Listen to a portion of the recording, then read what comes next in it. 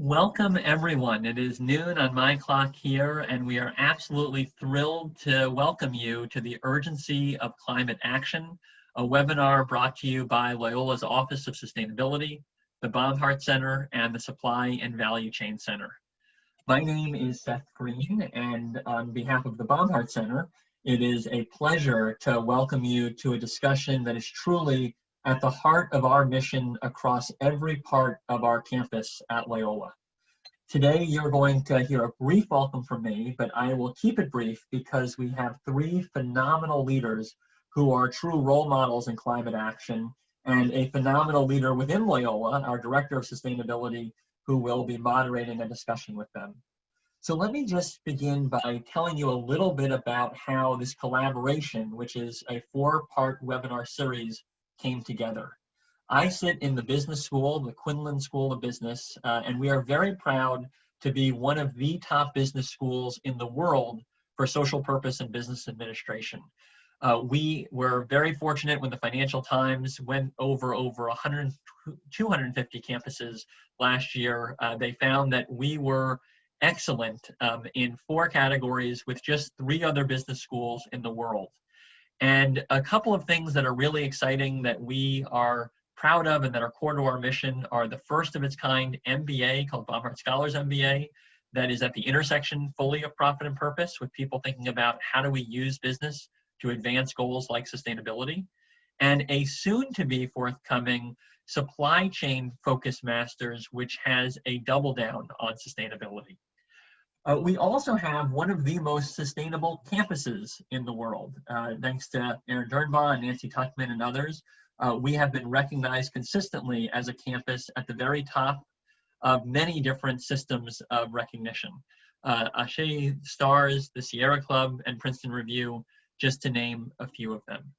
And that's because this is truly at the core of our Jesuit mission, which is about how do we truly recognize the humanity in all people, and how do we preserve our shared earth. One collaboration that we had prior to this moment is focused on how do we raise the standards within business. And we were very proud to work with IAS to give out awards to companies that were at the leading edge of sustainability. And this webinar series is aiming to build on that by specifically bringing awareness to these issues to a broader cross-section of professionals. And so we are truly delighted to have so many of you joining us, and we're truly excited by how together we can help move the needle toward a more preserved home. And with that, let me turn it over to Aaron Dernbaugh, our moderator. Thanks, Seth. Just needed to get myself off mute there. Welcome, everybody. It's really nice to see you all. I'm just gonna pull up my notes here. So my name is Aaron Dernbaugh, and I'm going to be serving as the moderator for today's conversation. I oversee Loyola's commitment to sustainability in our Office of Sustainability at Loyola, which is housed in the Institute of Environmental Sustainability. Thanks to my colleagues, Seth and Harry, for your partnership on this series. We have a very diverse audience for today's webinar, as you can see by the scrolling activity in the chat. It spans the range from full-time sustainability professionals and business executives to Loyola students. Please allow me to address a few aspects just before we begin. I don't know where everyone of our audience is located, but most likely you, like Loyola, are on a land that was once home of Indigenous people. Loyola sits on the ancestral homelands of the Council of the Three Fires, the Ojibwa, the Ottawa, and the Potawatomi tribes, and was a place of trade with many other tribes. Many Native Americans still live and share the land with us, and we recognize and celebrate the history of local Native Americans and their ties to the land. We also must recognize a national history of racism, sexism, and other discrimination. It's shaped and harmed our society, leaving many disadvantaged. Loyola fosters a transformative cultural experience that honors diversity and social justice. We embrace inclusivity, mutual respect, inherent freedom, and the dignity of giving each perspective a voice. We commit ourselves to developing deeper partnerships and programs that advocate for the progress, dignity, and humanity of all. Just like we have our carbon neutrality goal of 2025, these are also commitments that Loyola makes towards our own sustainability efforts. Let me take a moment to introduce our presenters. I'll introduce them in the order that they'll be speaking in a minute. Mr. Chris Wheat is the Director of Strategy and City Engagement for the American Cities Climate Challenge at the NRDC. Chris works with sustainability directors and climate advisors in 25 cities across the country to accelerate innovative climate change policies. He joined the city's climate challenge after spending 7 years in the office of Chicago Mayor Rahm Emanuel, where he held several positions, including director of the Innovation Delivery Team, Chicago's Chief Sustainability Officer, and most recently, Mayor's Chief of Policy. Ms. Joyce Coffey is the founder and president of Climate Resilience Consulting, a certified woman-owned business that works with clients to create practical strategies that enhance markets and communities through adaptation to climate change. Joyce has 25 years of experience in every major sector, including leadership roles related to climate resilience at Notre Dame University, Edelman, City of Chicago, where we were colleagues, Farr Associates, and USAID. She's the primary author of over 24 resilience-related reports with a current focus on climate and resilience-related finance. Mr. Kumar Jensen is the Chief Sustainability and Resilience Officer for the City of Evanston. Kumar manages strategic planning, program development, and project implementation to address energy efficiency, water and waste reduction, renewable energy, and climate change. He led the development of Evanston's Climate Action Resilience Plan and was recognized as emerging sustainability leader by GreenBiz in their 30 Under 30 in 2018. And you can learn more about any of our presenters in their LinkedIn profiles, which were on the registration page. So allow me just for another 30 seconds to frame today's conversation. Chicago has been a leader on climate action with the 2008 Climate Action Plan incorporating robust emissions inventory, an incorporation of resilience and adaptation, and a set of culturally informed engagement toolkits for specific stakeholder groups.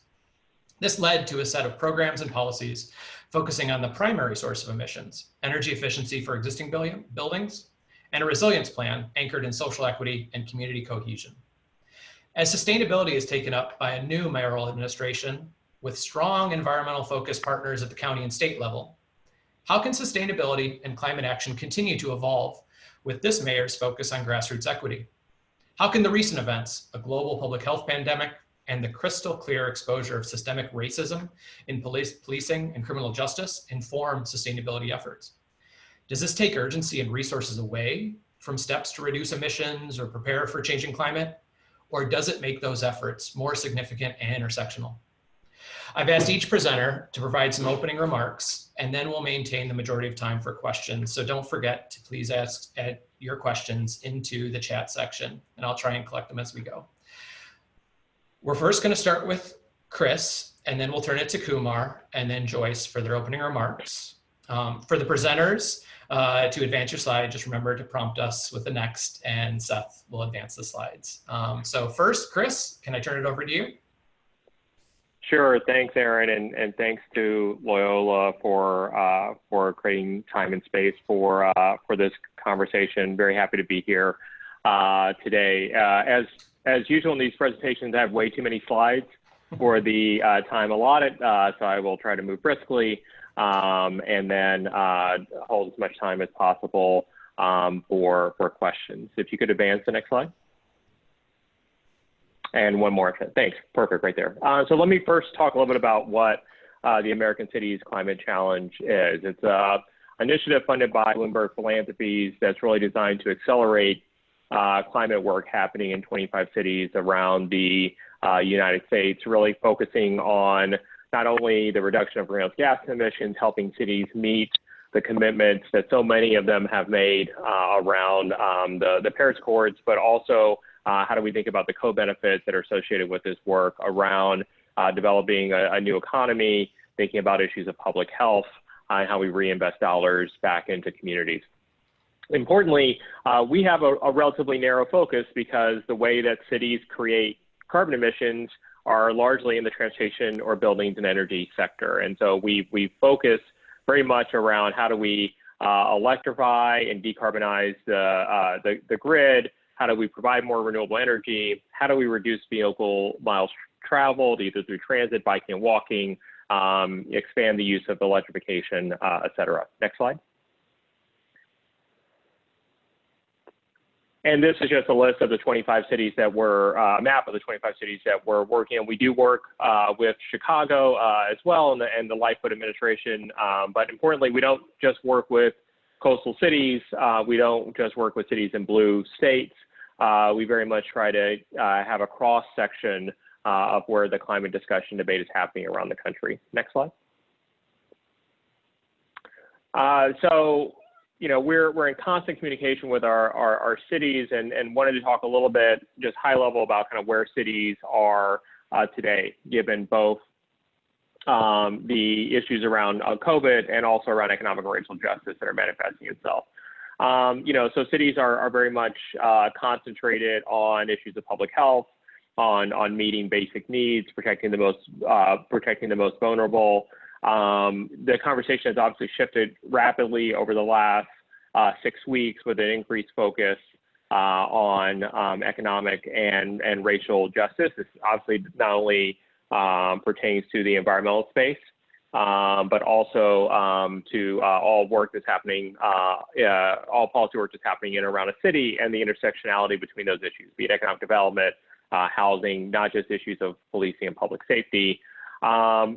You know, the fiscal situation, and I'm sure Kumar can speak more to this than I can, is changing rapidly. What you see on the right-hand side is a survey done by the U.S. Conference of Mayors of the fiscal impact. This was actually back in April, before we had a better sense of what the lockdowns were looking for. And then the question of how do we come back? I think you saw uniformity in the first couple of weeks. Most major cities were kind of in the same situation.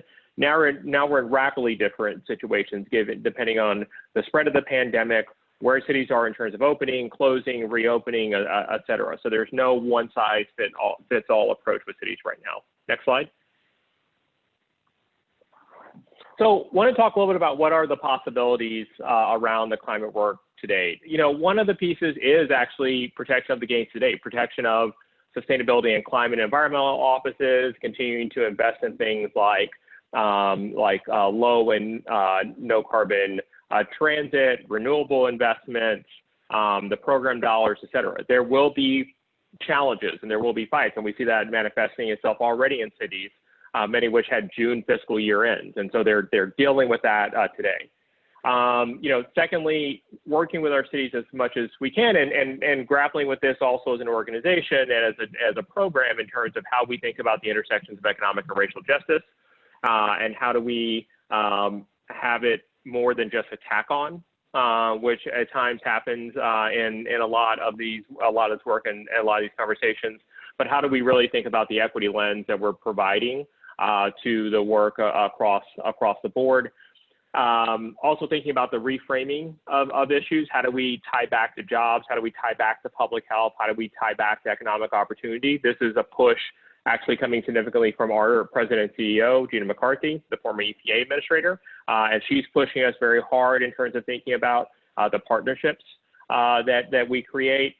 There's obviously a component of state and federal efforts, be it stimulus, additional regulations coming down the pike, other relief and recovery efforts. And last is the opportunity to be opportunistic. So the headlines you see on the right-hand side are actually initiatives that cities have taken on since the pandemic has started. So you've seen an energy benchmarking ordinance come out of Columbus. St. Louis has actually passed one of the most progressive building energy policies out there. They have a building performance standard that we got to play a role in. And you're seeing many cities, DC, Seattle, Chicago as well, thinking about slow and shared streets. And then how do we actually create permanence to that and think about moving people on those streets and not just moving cars. And so we definitely don't want to let the opportunity here go to waste, both in terms of creating progressive climate action, but also forcing the conversation around the intersectionality around these issues. So that's what I got. Looking forward to hearing from Kumar and Joyce, and then taking additional questions. Thanks so much, Chris. We're going to turn it over to Kumar next. Thanks, Aaron, and thanks to Loyola for bringing us all together today. I'm really glad to be able to be a part of this conversation, and very appreciative to be going after Chris. I think this is a good zeroing down into how one particular city is dealing with this idea right now. Next, so I want to talk a little bit about the sort of what's creating urgency in Evanston. So our topic today is talking about the urgency of climate action. And so urgency shows up in a lot of different ways. And what I have here on the on the slide is a screenshot or the cover of our the city's climate action and resilience plan, or our carbon neutrality plan by 2050, which is approved in 2018. And it is the first plan that we created that really brought together conversations around reducing our impact or our contribution to climate change through emissions, and the concepts of trying to prepare for the inevitable changes that will come with climate change and the climate crisis. And this image is of the lakeshore in Evanston. Evanston is located just north of Chicago along Lake Michigan. And I will tell you that this portion of the lake does not look like this anymore. The lake levels have risen significantly to record highs. And so we're, the conversation about how that's related to climate change is a bit complicated, but it just goes to show that even things like our lakefront that seem very stable and very much a part of our day-to-day life are also constantly changing and creating their own type of urgency as we move forward. Next. So urgency in Evanston, Chris talked a little bit about sort of the economic impact, and for Evanston, what we are trying to do is think a lot about the different pressures that people are under and what they're facing. And so here we're showing that 40% of households in Evanston are housing cost burden, and for renters, that's even that's a higher percentage. So 51.5% are housing cost burden, which essentially means they pay a higher proportion of their income towards housing related costs, and that includes utilities. But one of the things that this brings up is it's demonstrating that even in a community like Evanston, which our median household income is actually almost $20,000 above what it is for the city of Chicago, people in Evanston are still feeling very pinched and are put in very precarious situations financially. And so there's a lot of pressure that people are feeling already, regardless of COVID, regardless of the other current political dynamics and the impact that climate change is having. Next. And so another way to think about pressure, or sort of thinking about the way that the community is experiencing urgency, is that this report was recently launched or released, and Joyce is going to talk about it a little bit more, but it was essentially the first national flood risk assessment. And it is really nicely done, and it breaks out each individual state and highlights a variety of portions of the state that have different flood risk. And if you look at this, this is the highlighted list that's provided for Illinois. And what it's showing is that Evanston is included in that little red box. And it's showing that 4,500 properties, or about 28% of all properties in Evanston right now in 2020, are at a heightened risk for flooding. And if you look at the percentage of the total properties, we end up being the third highest in terms of proportional risk of these communities. And so if you add that to the people facing housing burden, that's an additional challenge that they are already, or an additional vulnerability they're already potentially likely to experience, that could result in things like displacement pressure, or have negative public health impacts if flooding is not remediated correctly or effectively. And so I want to give one more example next. To show that we're also seeing changes in the way people are interacting with renewable energy. And so through partnerships and programs that we've been able to participate in 2019, the number of solar installations doubled in Evanston. So in the entire history of solar being installed in Evanston up to 2019, in 2019, that total number jumped by about 50. And so we've seen a huge increase in interest in actual participation in deployment of these services and new programs, but they're also not reaching the people who may be able to benefit the most financially. And so there's lots of other versions of thinking about the way in which people are experiencing pressure, and that's resulting in urgency. But I think the ones that I'm highlighting today show that there is an overlapping and sort of cascading effect of these different types of pressures. And so Seth, if you can go to the last slide. Go back one, if it'll let you. And Chris talked about this a little bit, right, with his slide about talking about what was happening in Columbus and in St. Louis, that all of these different dynamics and these different pressures, whether they be COVID, the rallies around anti-racism and police brutality, whether or not it's specific issue, environmental justice or climate justice issues, a lot of what this urgency is doing is it's creating new political realities, both locally, at the state level, and nationally. That doesn't necessarily mean those political realities are de facto good, are going to lead to de facto, progress, but it does mean it allows for different conversations to happen. And I think that's a little bit about what Chris meant by talking about being opportunistic, is that there are new opportunities because of the conversations that are being had. And so that's what I'd like to leave folks with, is that this combination of pressures that are generating and creating urgency in Evanston are shifting what is politically possible within even our jurisdiction and what the conversations look like. And that's I think it's a reason for optimism, but it also means we have to be ready for those conversations. So looking forward to hearing Joyce's comments as well. Thanks. Thanks, Kumar. Joyce? Yeah, well, thank you so much. It's just such a great setup. And I wanted to just pause for a moment because, Aaron, that was probably the most profound Indigenous statement that I have heard, the unceded traditional territories remarks that you gave at the beginning. And I know, of course, no surprise from your leadership and Loyola's that you would have created that. I actually encourage you to put it in the chat if you're willing to do so and able to do so, because I think it was really important for all of us. And I would like to also add, of course, that the founder of Chicago, Jean-Baptiste Pointe-Sadler, is in fact a person of color. And so we really owe a lot to his leadership, and it's extraordinarily important in my work, on to the next slide, as we think about really where we stand from the perspective of resilience, that we look back hundreds of years, thousands of years, and now forward to what we are creating for our future. So yes, Kumar really helped us to understand better some of these data that came from First Street Foundation. These data pile on data that we have from the Federal Emergency Management Association, and essentially show that millions more properties are actually in what the Federal Emergency Management Authority says are in a special flood hazard area.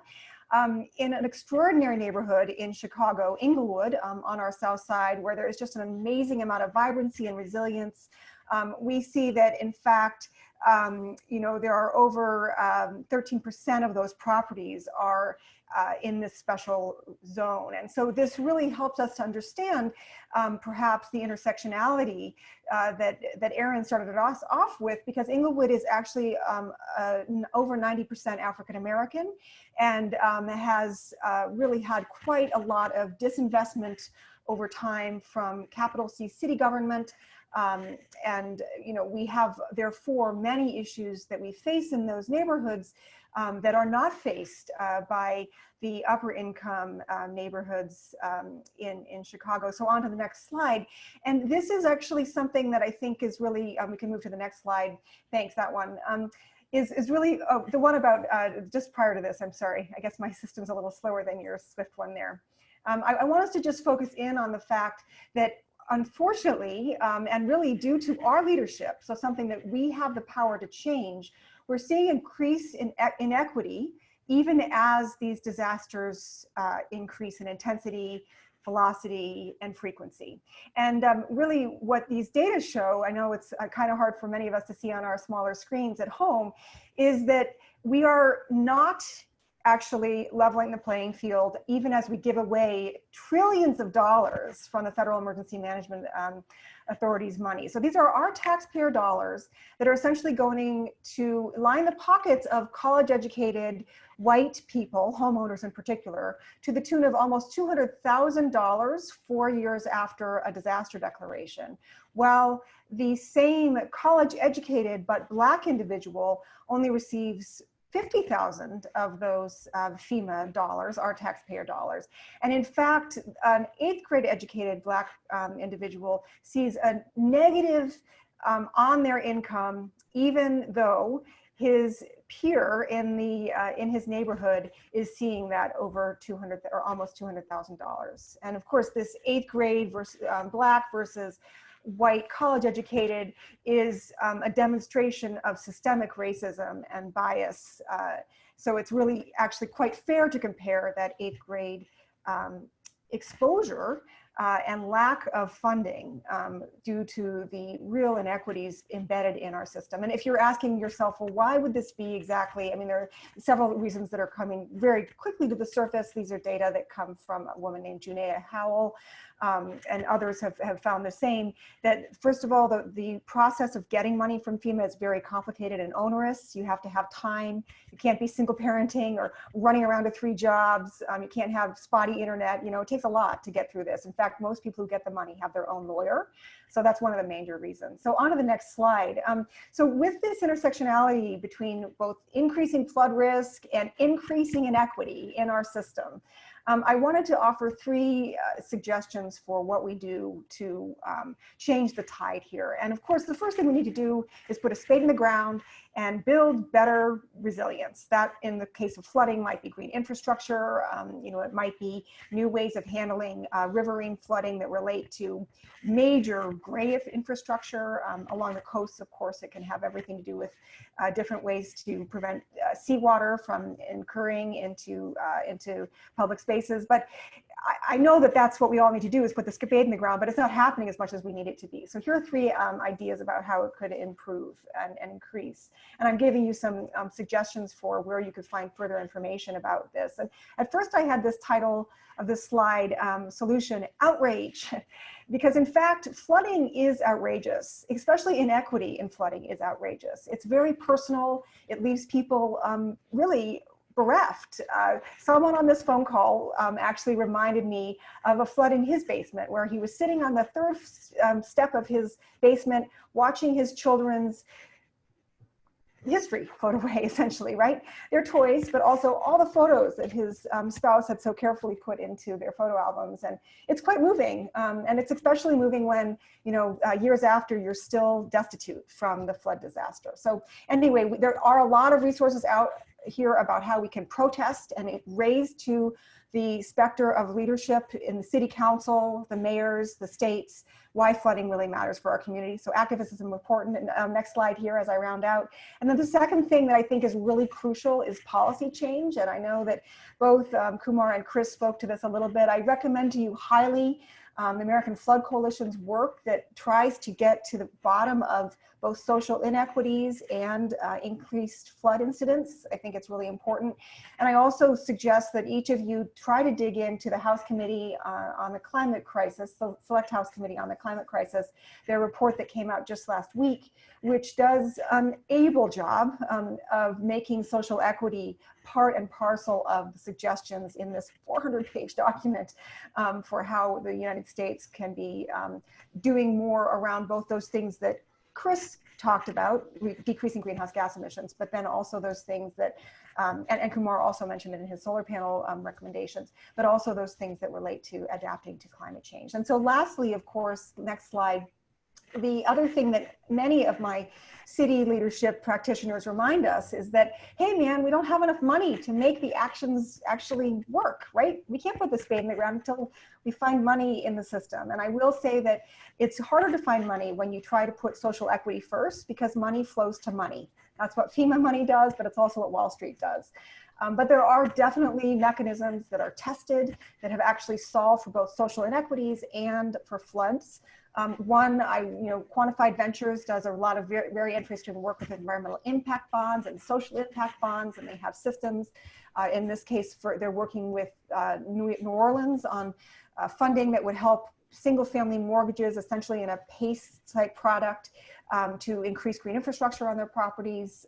We also have in DC their stormwater trading system, which in many instances floods money from the downtown, rich District of Columbia into, for instance, Anacostia, which is the majority African-American community. So there's, I think, some really interesting lessons that we can learn there. And then the city of Miami, for instance, which has a climate-denying mayor who is, an upper crust white man, and he, on his watch, passed the Miami Forever Bond, which is $700 million going to both stormwater mitigation and affordable housing. So these things can really work in the finance system if we find ways. So we need to be outraged and activists, we need to work on changing policy, and we need to find these funds, and there are ways to do all of those things. So thank you. Over to you. Thanks so much, Joyce. All right, that was great. We've had some active back and forth on the chats. Hopefully folks are able to see that and reference that. Looks like some of the questions that have been raised have already been addressed in the chat. So thanks to folks that are giving that feedback. I did want to address one thing before we get into some questions for the presenters. This is being recorded. And then a recording of this webinar will be available. The Baumhart Center website where you registered to participate has a past events section, which I highly recommend. There's a lot of interesting content on there, but this will be one of those. I don't know about how long it'll take, but give us a few days to kind of clean up the presentation and get it posted. I'm sure Seth and his team will get it posted there. By end of day, people will Wow. have access. Wow, let's hold him to that. No, sorry. So I'm going to take the moderator prerogative here and kick off with one question that I have, and this is really open to any of the three panelists. But I sort of referenced it in my opening. This city of Chicago has a newly announced chief sustainability officer. If any of the three of you could, and maybe you already have, Chris, you mentioned you support the city of Chicago in your role. If you could give her some advice, what are one or two concrete things that she could consider doing or work to accomplish in the next 60 or 90 days that would really get this new position, new office off on the right step? I don't know who'd like to take that first. Well, I have a bit of a cheeky answer. I'm going to start by saying that I think she should take Kumar out to lunch. For those of you who do not know, Kumar has a leadership role nationwide, actually North America wide, in the Urban Sustainability Directors Network, where he leads many of his peers in both understanding the intersectionality and working to really improve the intersectionality between the question of sustainability, climate action in particular, and social equity. And he has, as you've seen from the very limited presentation he was able to give today, has made measurable impact on his community. So that would be number one. And then number two, I would say that in Chicago, as many of us know because we're involved in these things in our private lives, there are so many incredible activist organizations that have been really working hard, through several administrations, not just in the Lightfoot administration, to make real practical change happen for their communities, especially around some of those things that Chris mentioned vis-a-vis greenhouse gas reduction. So there, Kyra Woods at Sierra Club would be someone who I think the sustainability director should also really engage with to learn more about that and double down on that work. Chris or Kumar? I can hop in. Agree with going out to lunch with Kumar. So I'm gonna largely punt on the question. One, the chief sustainability officer's role is, I had a similar role for a time in the previous administration. Secondly, a woman of color with a significant background in environmental justice doesn't need me to tell her what to do. She's smart. She's gonna figure it out. I think that nationally, what we're seeing is a fight with respect to the relevance of climate, and how does climate get prioritized in a time of austerity? Austerity at the city level, austerity at, potentially at the state and federal level as well.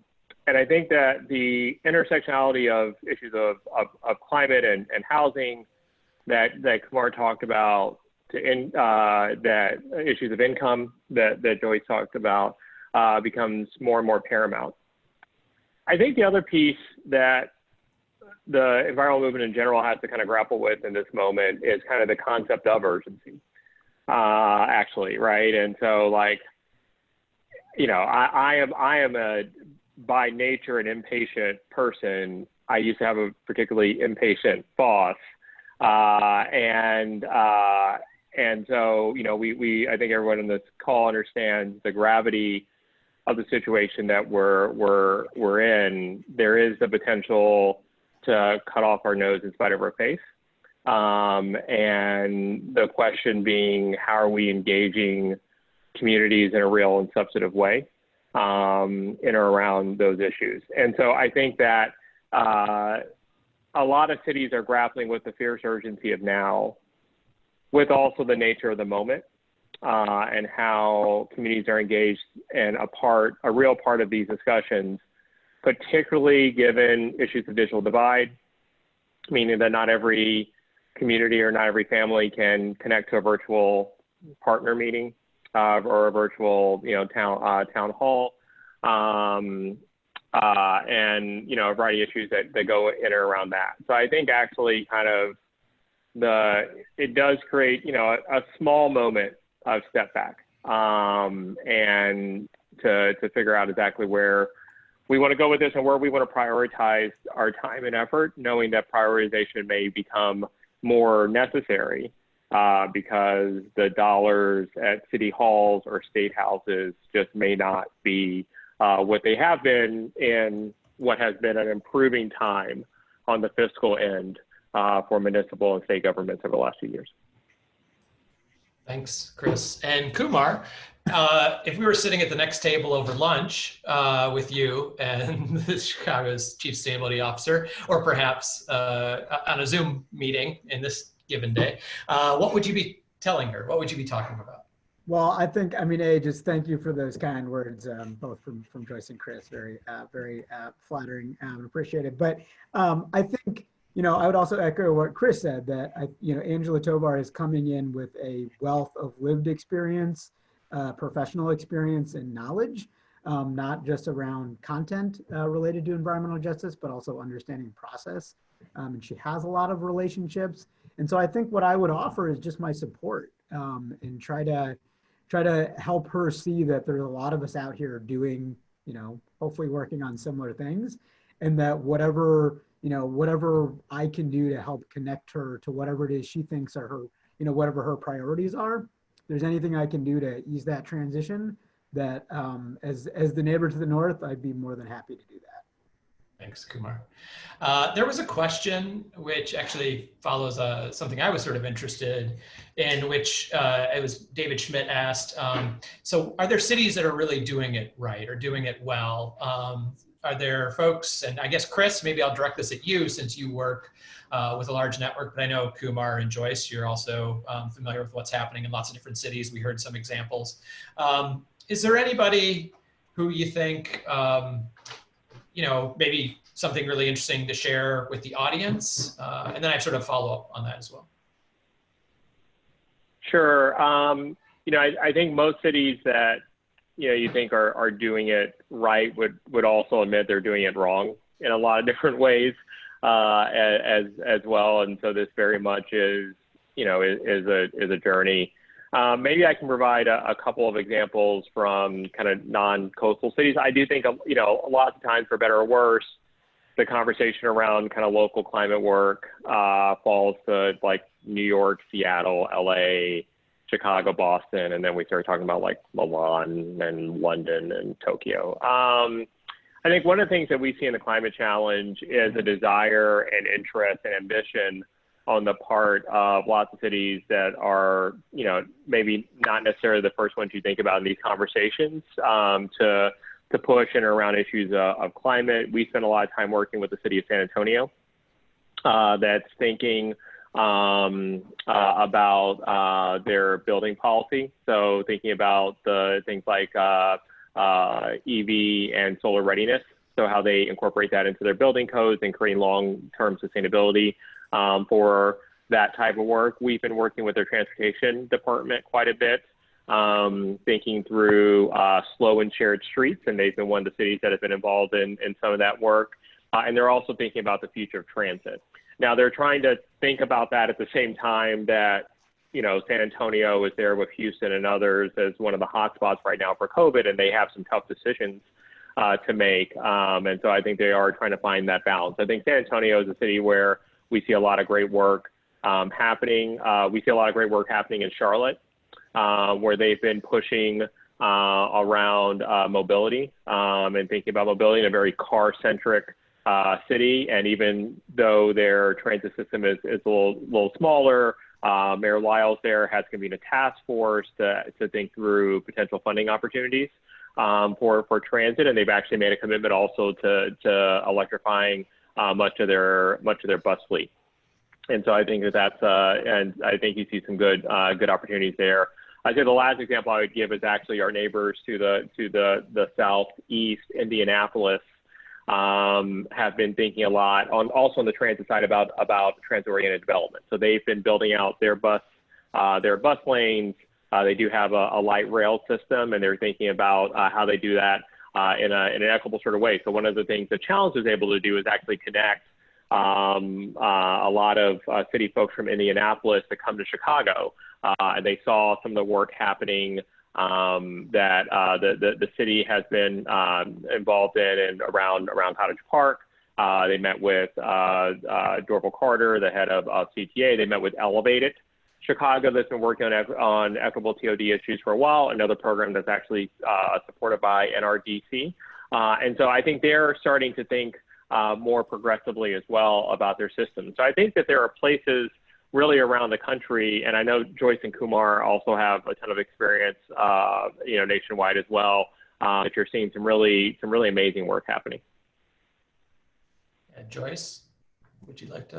I guess I would say that the question's a little bit difficult to answer because just based on Chris's response, you have to be very specific about what it is that you want as an example, right? So, for instance, I work a lot in funding and finance, and you could find hundreds of examples in California, throughout the state, or in the city of New York, of really amazing funding and finance expertise. But what's really interesting is when you find the cities that are 800,000 and below having done something, pretty phenomenal.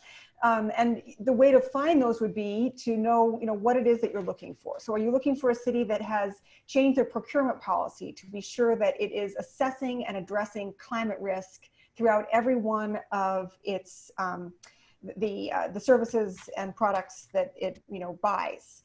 In that case, then you need to be looking at, at Hoboken, New Jersey.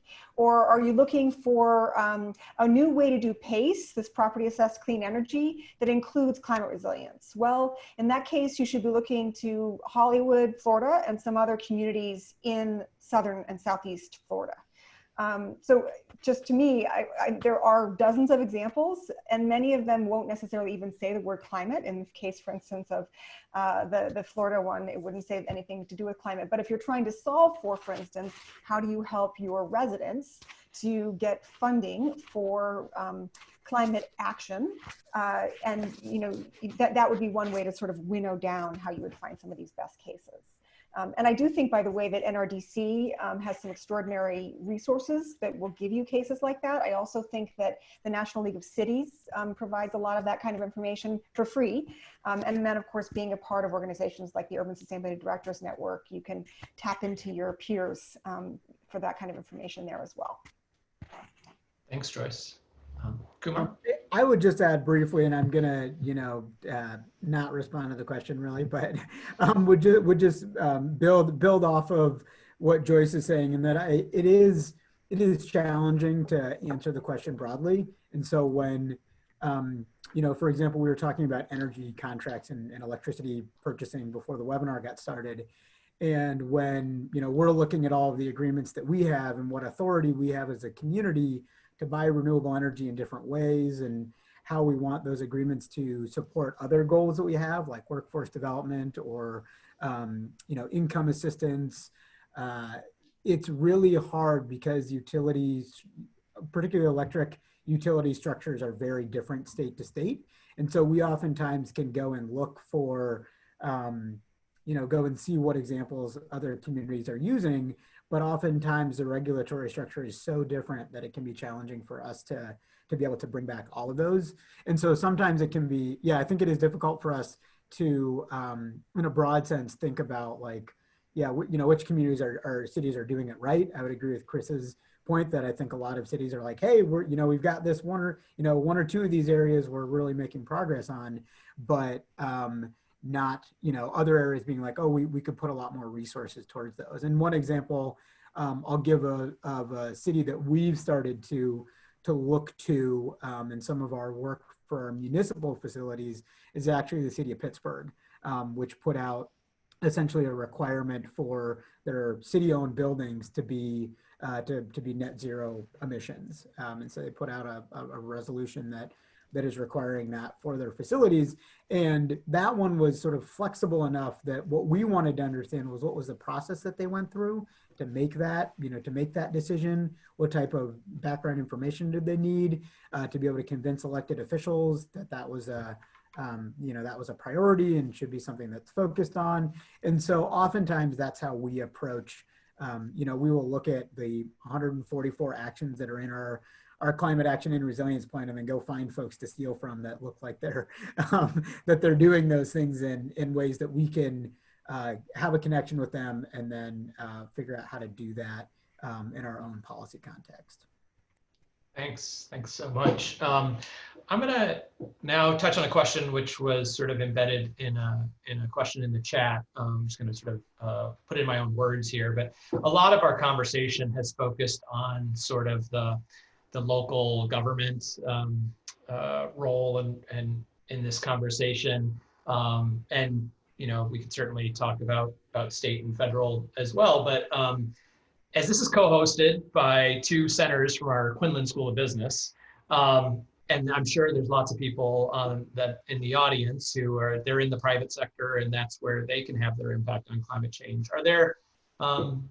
Are there actions or efforts that our corporate community you think should be taking or are taking that we need to expand, that would not just address their contributions positively and negatively on climate change, but also really dovetail with what local government's trying to do?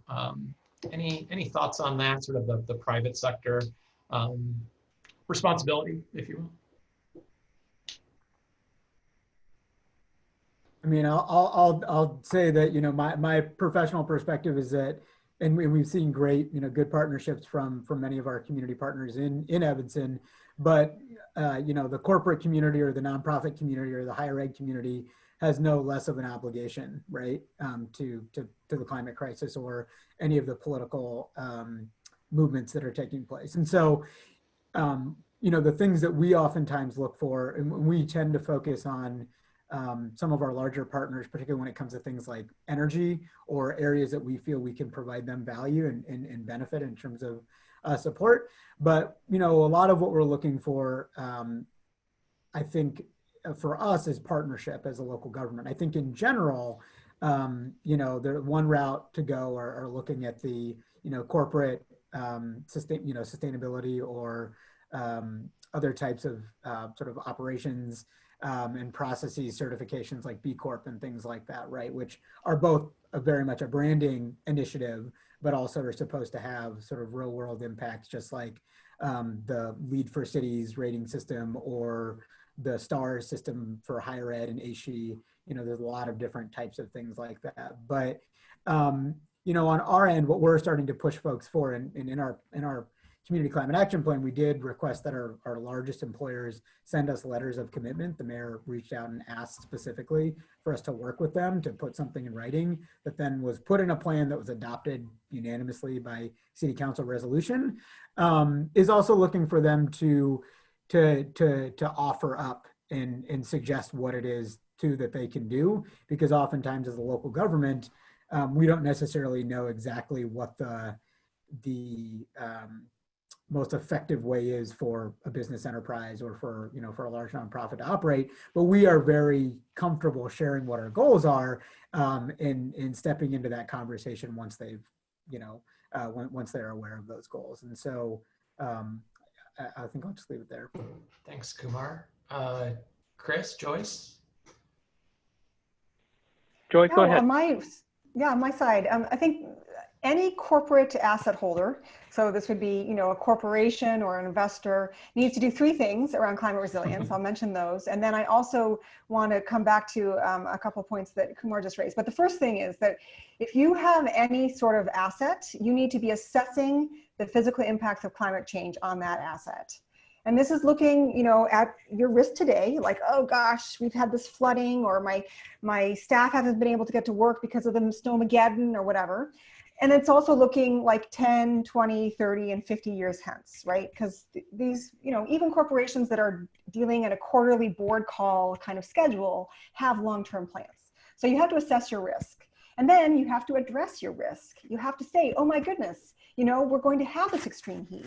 And so we deal in strawberries. We cannot have people picking strawberries in the middle of the day anymore. It's not going to happen. So we have to figure out new ways to create safer work environments for our strawberries, as it were. So addressing this is really huge, and it costs money, and it costs money that is a little bit uncertain, because these scenarios for future risk, we're not quite sure, like how high or low the lake will get, or how hot or cold it will get. And then of course the third thing is that you need to look beyond your fence line. You need to build actual community resilience, and this gets to Kumar's point around partnerships.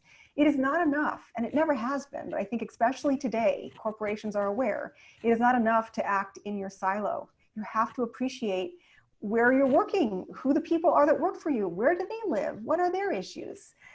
So really working in this resilience beyond the fence line is really crucial. But I will say one thing about this three-part suggestion that I give. What it could lead to is capital flight. So often in the climate action space, we think about something called stranded assets. And what we mean when we say that in the past has always been like, oh, well, you have a coal-fired power plant. No one's going to want to invest in that anymore. It's going to be a stranded asset in your portfolio. You better move your money away. When I talk about stranded assets, though, I'm talking about human beings. I'm talking about the people whose homes are in those flooded neighborhoods, on those flooded streets, or who currently are trying to work in environments that are way too hot and will continue to go hotter over time. So there's a lot that we need to do to ensure that we're not moving money and resources out of harm's way and leaving behind our most extraordinary asset, which is our human beings, our neighbors, our community members. So that's another thing. And then just finally, I want to say that you mentioned B Corps. I think it's really important that we do demand that corporations look beyond the normal, like, oh, sustainability, this or that. But I just have a personal experience with the Certified B Corp, which I paid the money for and went through the process for and was for 18 months. And I quit because they insist that their only climate action is around decreasing greenhouse gas emissions. And if you are in the business of poverty alleviation, you cannot ignore that we are in the state of emergency around also adapting to climate change. So really holding these groups to higher standards than just, parroting what's been happening for the last, 10 years about, oh, we're going to go, cap our emissions so that by 2030, we're at 30% below what we were. It's got to be more than that. And I think we really need to ensure that the corporate community doesn't greenwash us, but actually gives us that quality that will help to save lives and improve livelihoods in this climate future that we're in. Thanks, Joyce. Chris, did you want to add to that? The only note I would add is find an opportunity to get in the game. That the voice of the business and corporate community is critical in these policy discussions we're having, be it where funds are allocated at a local level, state or federal level, the ability to take on policy action and enable policy action, be it legislative or regulatory, is important. There are lots of groups who I think really try to make their voice heard. NRDC has an organization called Environmental Entrepreneurs, E2, which is a coalition of small businesses from around the country who actively fight on a variety of issues around the environment.